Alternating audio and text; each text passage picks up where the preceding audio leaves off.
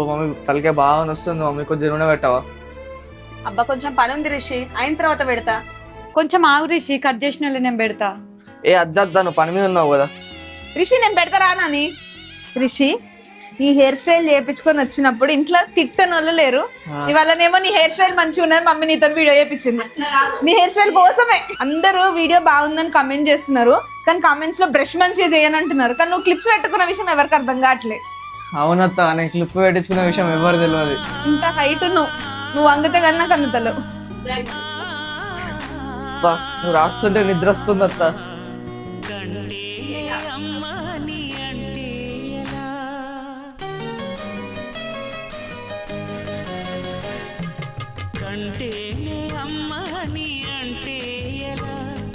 కరుణించే ప్రతి దేవత అమ్మే కదా, కన్నా అమ్మే కదా.